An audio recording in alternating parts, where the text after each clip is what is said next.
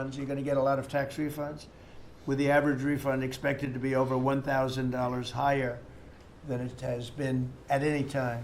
So we're going to be getting some pretty good refunds, a lot of people.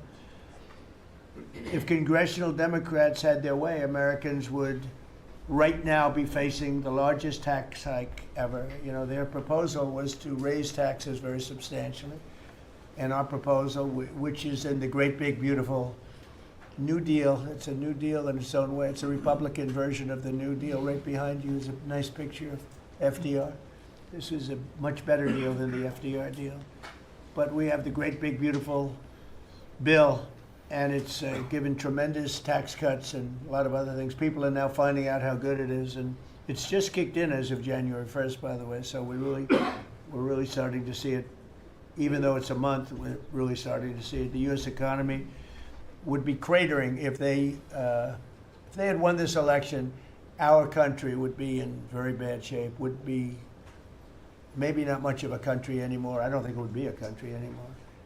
They were doing everything wrong, but they were going to give you the largest tax hike in history, and we're giving you the largest tax cut in history in the great big beautiful bill. In addition, I think it's very good. I think it's very important. You have no tax on overtime, no tax on tips, and no tax on Social Security, but you also have, you're getting this is the first time this ever happened. If you buy a car, you go out and borrow money, you get an interest deduction. You take the interest rate, the interest that you're paying on the loan, you're able to deduct it for income tax purposes.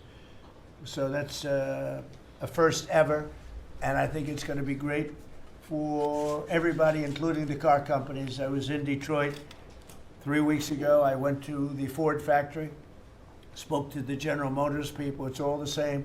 They're doing better than they've ever done.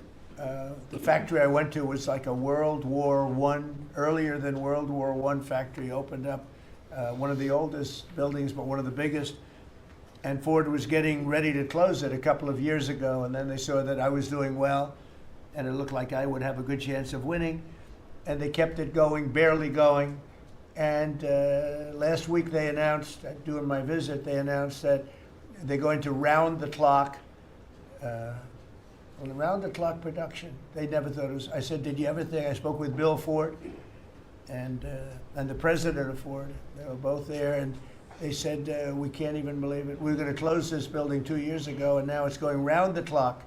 He said, we cannot. I mean, they said, we wish it was twice the size, but they're now building additional plants in the United States, as is everybody else. You have AI building, but the car companies, I love the car companies, and you have them, they're all coming back. They're coming back from Mexico, they're coming back from Canada, they're coming back from Japan, and they're coming back from Germany, all over Europe. They're coming back, they're building here because they want to avoid the tariffs. They don't want to pay the 15%, in some cases 25% tariff. Could be a lot higher than that if it wasn't working. So because of that, they're all coming back. One statistic yesterday that Scott told me is that for the first time ever, tell them about the steel in Japan, that we are now making more steel. Go ahead, please. So yesterday they reported for the first time in 26 years, the United States of America produced more steel than Japan. And that is entirely driven by your tariffs. Now think of it.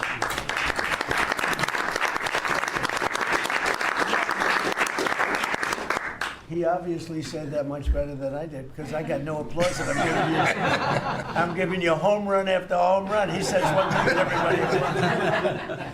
I should have saved that one for myself. No, but think of it. First time, they read almost 30 years, but I guess it's what, 26, 27 years, that we are now producing more steel than Japan. Japan being a big steel producer. Japan and other countries really took our steel production away from us. Now, if you think of this, 3, 4 years ago, the steel companies were all closing up. We worked a fantastic deal with U.S. Steel. We saved U.S. Steel. And now it's all coming about. But and that's just the beginning. There are a lot of steel plants right now being built. So that's an amazing number. Nobody would have believed that. If you would have said that 3, 4, 5 years ago, people would have said, yeah, it's not a true fact. But so it has to be true.